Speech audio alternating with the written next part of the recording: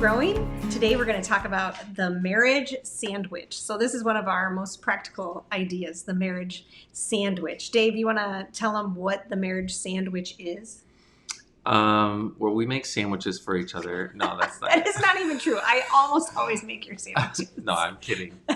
Totally kidding. That has nothing to do with it. Good. The marriage sandwich is where you check in the morning, and then at night, then you check in at night.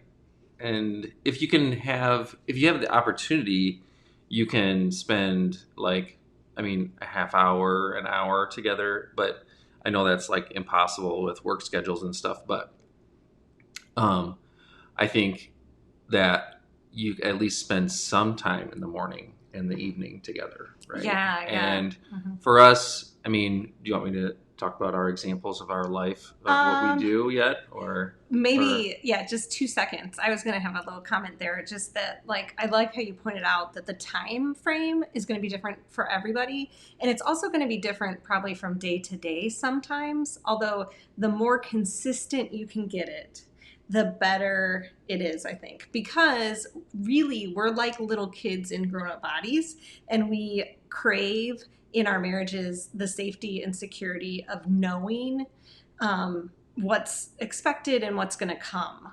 Just like little kids want kind of a schedule, that is really healthy for our marriages, and it makes us feel as spouses really empowered to be able to do all the other work and vocations of marriage when we have this kind of security with one another. And some consistency in schedules and things like that will help that. And so that's one reason we do that. It does help with attachment, and there's some brain stuff in there and stuff too, where we, are connecting and coming apart and connecting and coming apart. But I like the basic idea: morning check-in, night check-in. See why it's a sandwich? And then the meat of the day in the middle.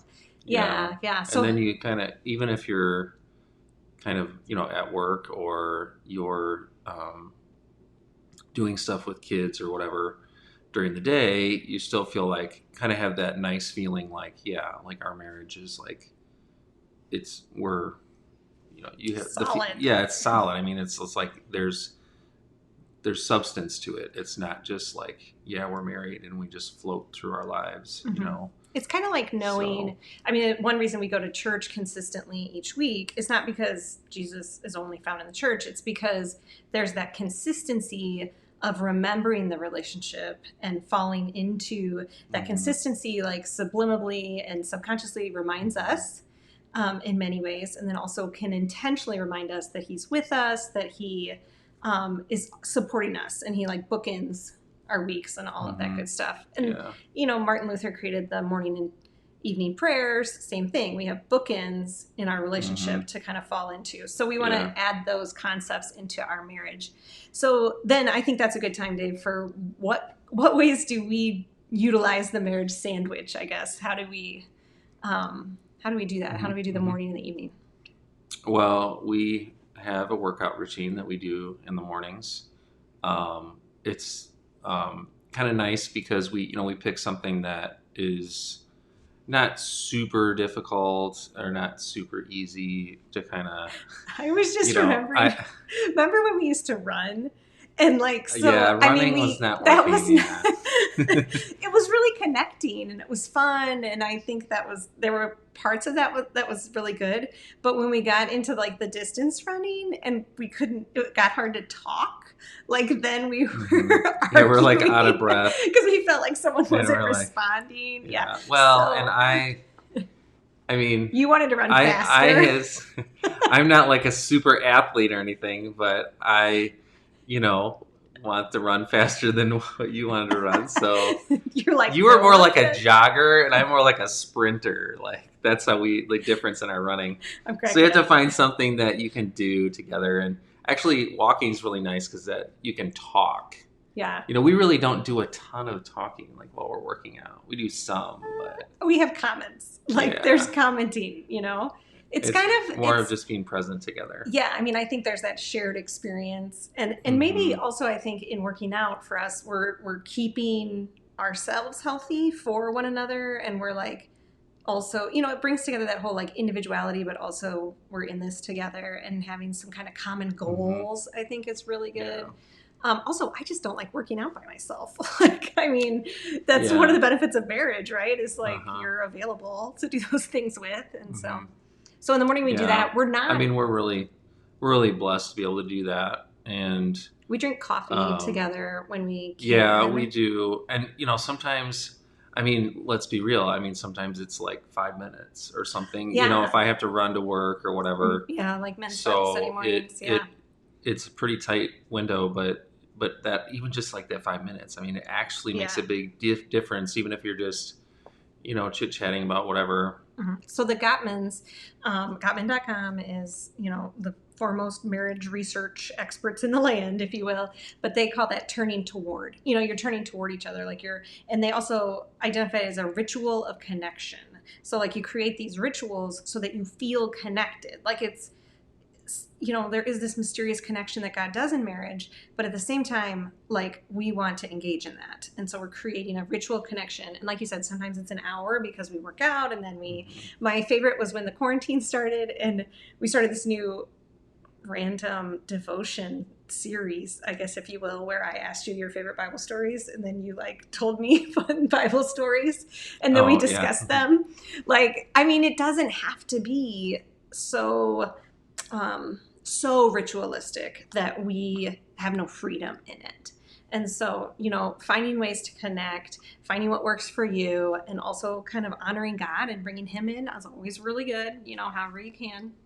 So then how about our evenings? So that's kind of our morning. And mornings are more hectic. Although evenings, I don't know, have been more hectic. Evenings with are hard kids. with our kids, like, because we're kind of trying to get them settled in for bed and stuff. Well, and you know, we don't have, so we used to have really little kids and they went to bed.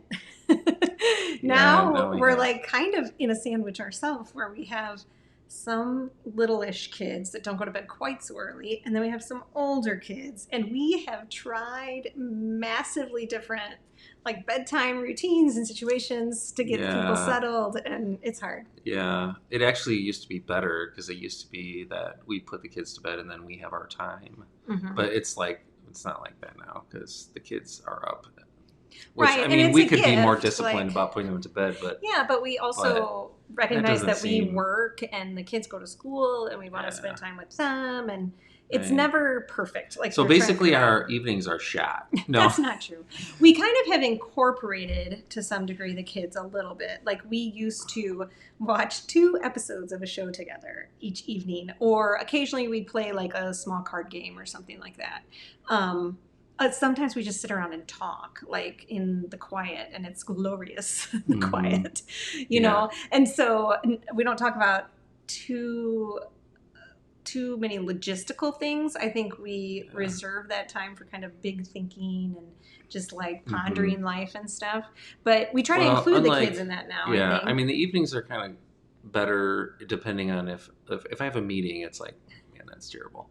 But which I have a lot of meetings. So, but you have a lot more meetings now. Yeah, right. Just for our circumstances. But the thing about the evening is though, if you're there for supper or right at the tail end of supper, you have like more time, like in the evening. Like you can take a half-hour window that's at the endish of the day. It doesn't have to be the last thing you do before you go to bed. That is really true. Well, even some couples I think struggle because they have a hard time reconnecting when they both come home in the evenings from work or from school or from, you know, I remember when I stayed at home even, and now I work from home, and you went off to work. So even when just one partner's returning home or both of you are, it can be hard to transition. And I think we'll probably have another video about just life transitions, but even the tiny transitions of life can be really challenging for us.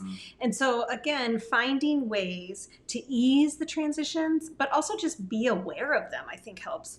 When you would come home, and especially when we had really young kids, and you know, when you stay at home with really small kids, sometimes you're like, I am really struggling and I need someone to take this child because it's been crying all day or whatever.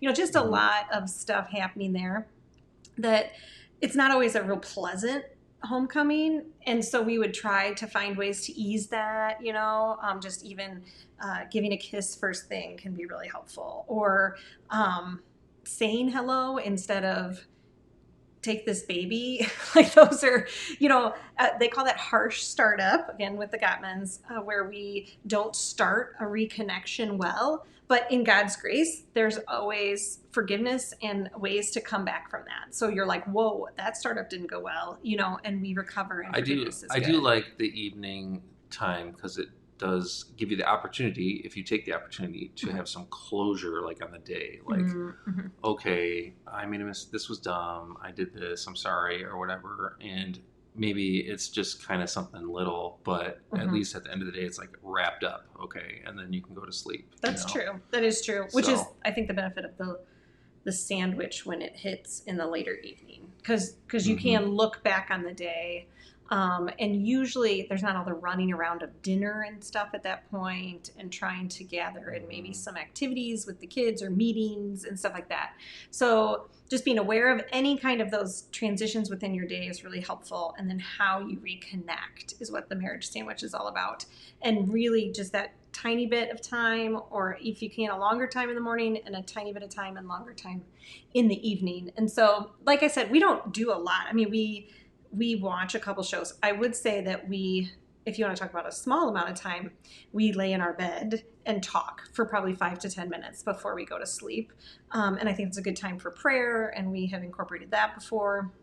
And, saying something that's been heavy on your heart and just sharing that even is, I think, a form of prayer and including God in it. So to wrap this up, because we have 15 seconds left, the final reminder we want to give you is that marriages are meant to be fed, that God gives us these gifts of time together and check-ins, and his word, of course, and forgiveness, especially, in order to feed our marriages. So they're just like individuals, they need sustenance. And so the marriage sandwich is one way we bring sustenance to our marriage. And so we will share some other ways to gain sustenance in your marriage on future videos, and we'll see you next time. All right.